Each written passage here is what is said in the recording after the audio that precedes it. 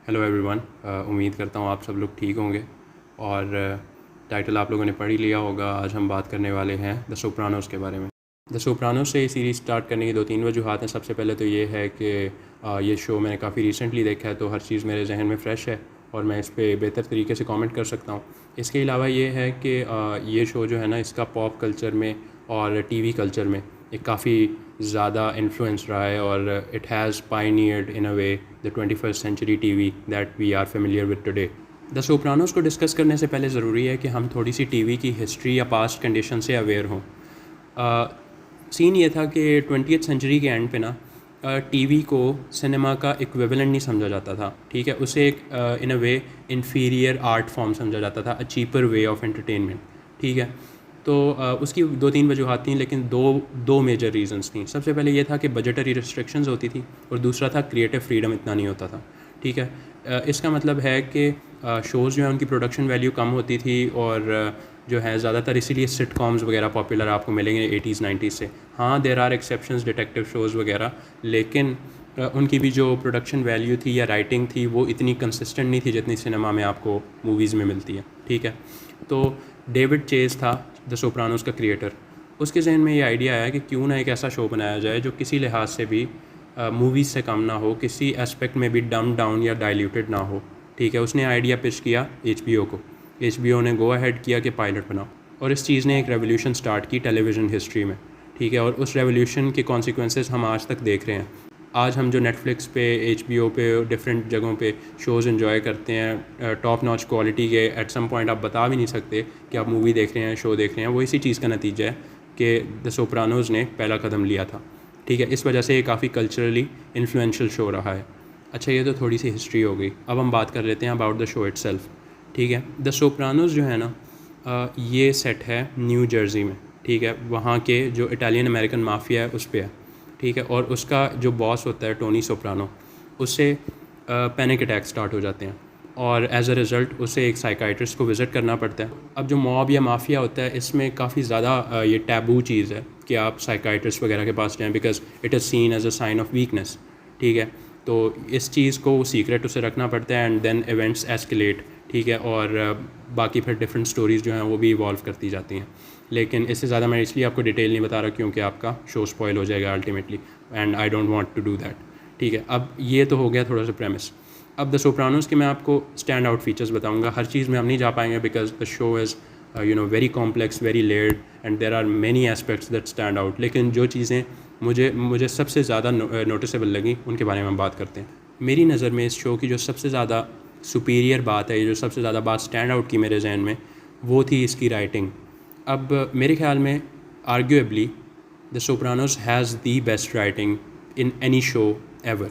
और I have watched a lot of shows and I have watched Breaking Bad as well, so that's saying something. ठीक है, तो the Sopranos has flawless writing. कोई भी एक ऐसा एपिसोड नहीं आता, कोई भी एक ऐसी एक मोमेंट भी नहीं आती किसी एपिसोड में जहाँ पर थोड़ी सी भी राइटिंग थोड़ी फॉल्टर कर जाए। कभी भी मैंने ऐसा मोमेंट नहीं एक्सपीरियंस किया इस शो में।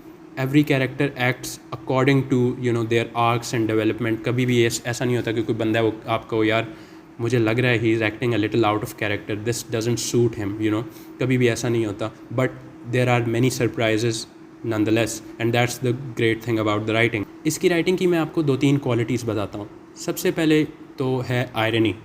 अब ये एक मॉब के बारे में शो है, एक माफिया के बारे में शो है, about horrible people who commit horrible crimes and do all kinds of bad things, right.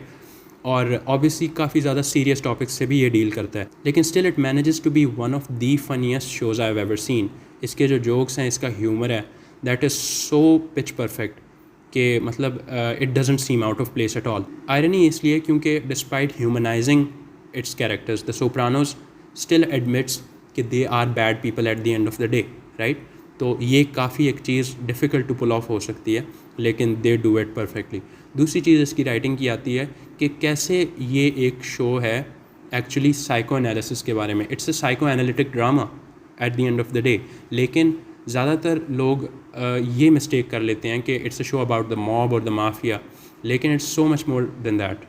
Right. और इसीलिए यहाँ एक और चीज़ पॉइंट आउट करना चाहूँगा मैं कि अक्सर मैंने देखा है स्पेशली टीनेजर्स वगैरह जब वो इस तरह के क्राइम शोज़ वगैरह देखते हैं, जैसे नार्कोस जब आया था मुझे सही तरीके से याद है, every single teenager out there हमेशा वो कह रहे होते थे कि मैं तो पाब्लो को आइडलाइज़ करता हूँ, मैं तो उस जैसा बनना चाहता हूँ। And that is a very very amateur and naive way of looking at things. Show आपको चीख के बता रहा होता है कि भाई इस बंदे की डाउनफॉल देखो, किस तरह इसके बुरे एक्शंस की वजह से इसे बुरे कॉन्सिक्वेंसेस फेस करने पड़ रहे हैं। लेकिन नहीं, हमारी आवाम इधर कह रही होती है यार पाब्लो का तो स्वैग है। खैर, डेविएटिंग फ्रॉम द टॉपिक, इसकी राइटिंग की एक और आप क्वालिटी देखोगे कि कभी भी फ़ैन सर्विस नहीं करता, ठीक है। It's not a Disney show, right.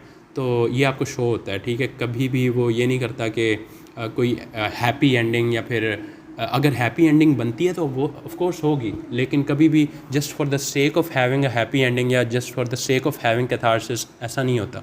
थोड़ी सी मेरे ख्याल में इधर प्रेज़ देनी पड़ेगी एक्टर्स को भी, ठीक है। इस शो की एक्टिंग भी जो है ना वो टॉप क्लास थी। एवरी सिंगल कैरेक्टर, बेशक मेजर कैरेक्टर हो माइनर कैरेक्टर हो, उनकी परफॉर्मेंस जो है ना वो काफ़ी बेहतरीन थी। लेकिन मेरे ख्याल में huge props to the late James Gandolfini for pulling off such a difficult role, and this guy literally embodied the role of Tony Soprano so well कि मतलब you just wonder, ठीक है।